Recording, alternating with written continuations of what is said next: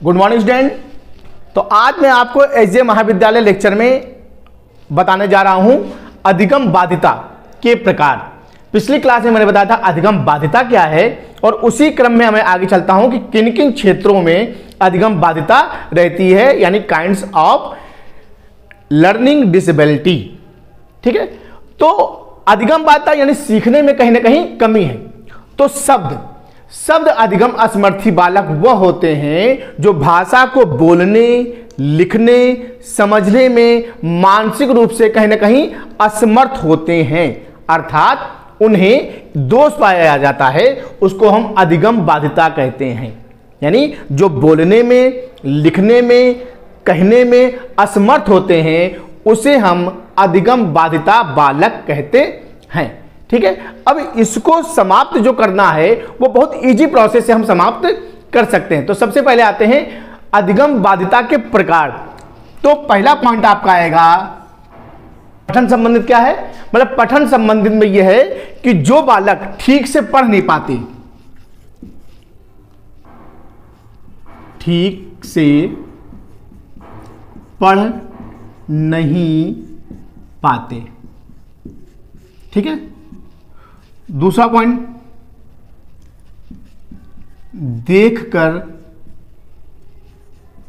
पढ़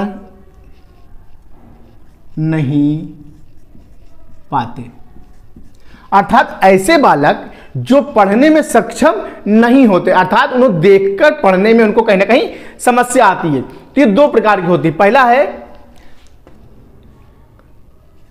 ये दो प्रकार की होते हैं।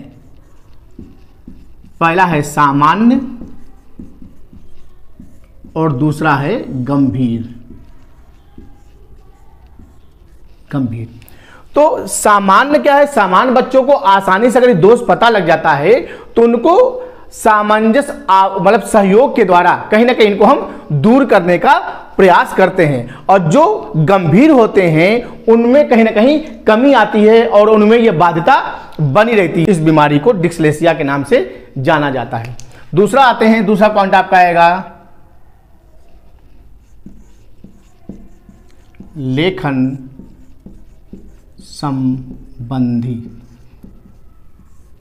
लेखन संबंधित क्या है? जो बच्चे लिखने पढ़ने में यानी लिखने में सक्षम नहीं होते, लिखने में सक्षम नहीं होते।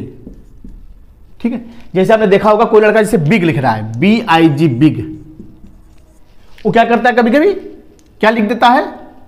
को BEG बिग लिख देता है। क्लियर है? यानी जो बिग को BEG बिग लिख देते हैं उसे हम लिखने में सक्षम नहीं होते, यानी कि कहीं ना कहीं लेखन संबंधी उनमें दोष पाया जाता है। ऐसे बच्चों को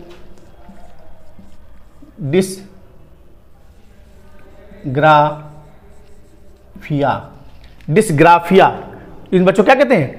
डिस्ग्राफिया कहते हैं। ठीक है, नेक्स्ट पॉइंट आपका निकल के आएगा संख्या या गणना संबंधी। तो जो इस प्रकार के बच्चे हैं वह ठीक प्रकार से गिन नहीं पाते या गिनतियों को समझ नहीं पाते, यानी काउंट नहीं कर पाते, या 1 2 3 4 क्या लिखा है उसको समझ नहीं पाते। तो ये भी दो प्रकार की होती है, एक होती सामान्य, एक होती गंभीर।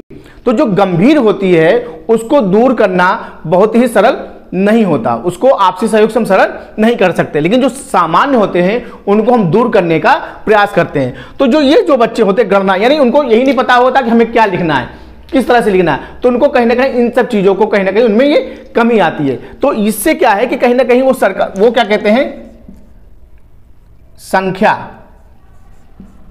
संख्या का ज्ञान ना होना। ठीक है, पहला पॉइंट।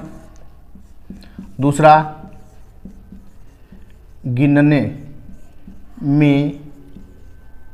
गिनने में असमर्थ।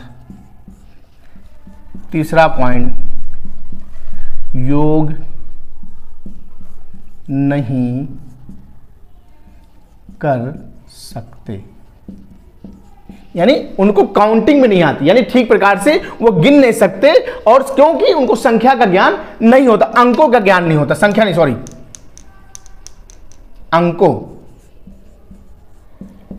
अंकों का ज्ञान ना होना, गिनने में असमर्थ होते हैं, योग नहीं कर सकते क्योंकि उनको ठीक से चीजों को समावेश इसलिए नहीं कर पाते क्योंकि उनको चीजें पता नहीं थी। इन बच्चों को हम क्या बोलते हैं? इन बच्चों डिस्कैलकुलिया।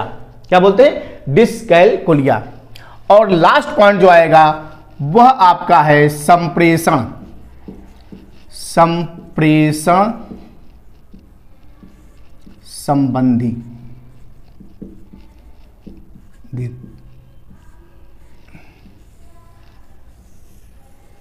संप्रेषण संबंधी क्या होगा? ऐसे बच्चे जो होते हैं वो ठीक प्रकार से बोल नहीं पाते। क्यों नहीं बोल पाते? क्योंकि शब्दों का ज्ञान नहीं होता। पहला पॉइंट आएगा शब्दों का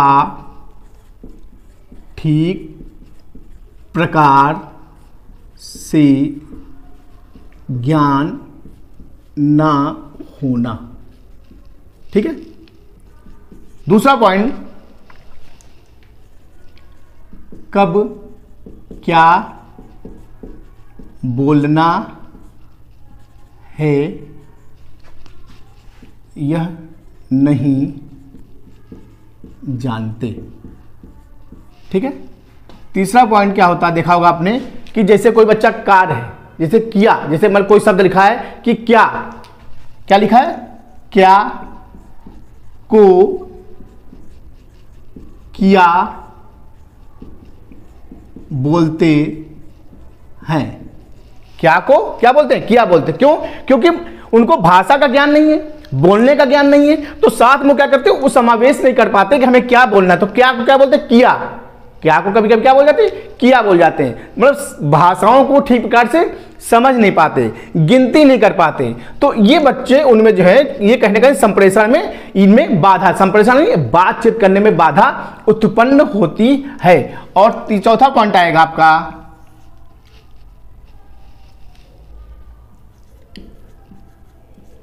ठीक प्रकार से संकेतों, ठीक प्रकार से संकेतों को भी समझ नहीं पाते। यानी ठीक प्रकार से संकेतों को भी नहीं समझ पाते कि कब क्या संकेत करने हैं, कम क्यों। उसका कारण यह है कि वो उन सब चीजों से कहीं ना कहीं ग्रसित होते हैं। उनको समझ में नहीं आता कि हमें क्या चीज बोलना है, कब बोलना है, इसके क्या माने हैं, इसके क्या अर्थ निकलेंगे। इन सब चीजों का कहीं ना कहीं उनमें अभाव पाया जाता है। तो आज मैंने आपको बताया अधिगम बाध्यता के प्रकार। ठीक है। अगले क्लास में फिर मिलते हैं, तब तक के लिए धन्यवाद।